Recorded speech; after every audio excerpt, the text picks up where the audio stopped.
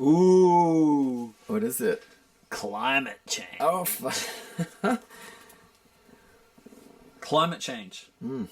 All right. My take on this is the climate has always been changing. Oh my God.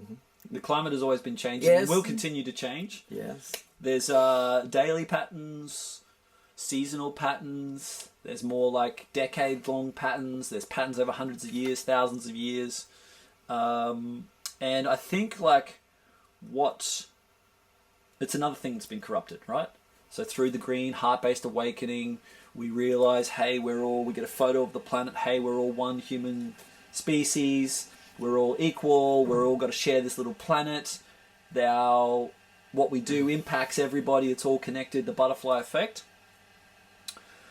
And then there's this like that's an important part in our awakening and this evolution of that interconnectedness of everything, like on a global scale.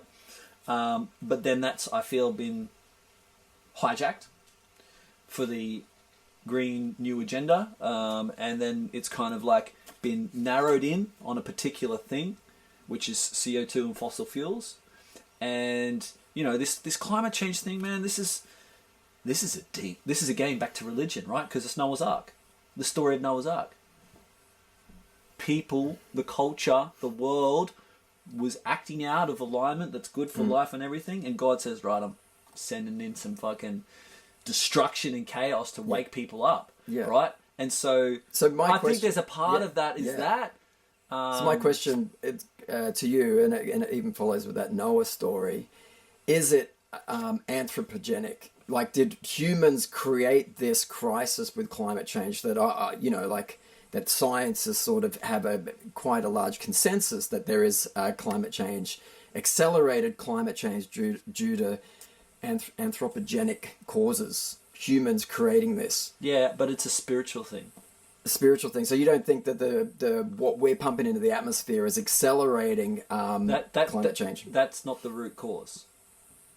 That's not the root cause of the climate change. So what about biology? You know, like, okay, biology... So, no, but what I'm saying is like putting CO2 into the atmosphere is not the root cause of climate change. Okay, what's the root cause? The root cause is a spiritual one. We're out of alignment with in terms of respecting Jah and respecting the planet. And so it's more than just burning. It's more than burning fossil fuels, because I would say fossil fuels can be burnt with respect. So would that be consumption and runaway capitalism? I would say it's just land management.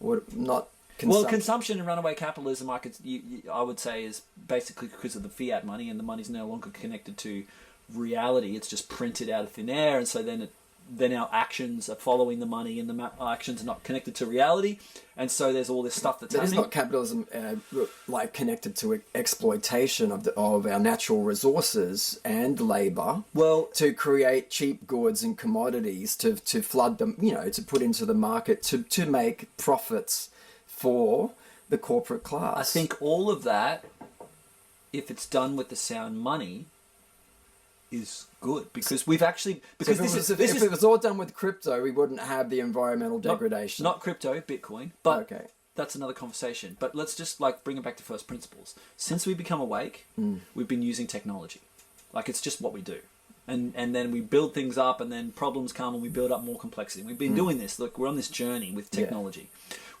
so it's like what you were saying, that exploitation of resources or extraction of resources, it started when we started messing with fire, because we're cutting down timber, we're using timber, right? So it started there as soon as we started building tools, and we're building up cities, and so there's that process. So that's a non-negotiable, like pulling resources out of the earth to build things.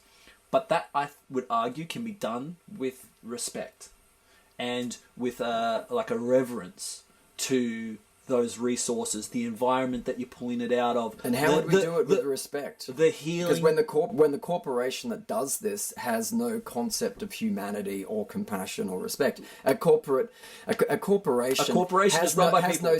But it has no. It's only people that can make the decisions. But it has no soul generally, and it has. It's not guided by the same principles we are. A corporation is adrift from morality. I would say that it is in a world of fiat money. But if the money is tied back to reality, then the corporation can only act within the bounds of money, and then the money being tied to reality will limit what a corporation can do.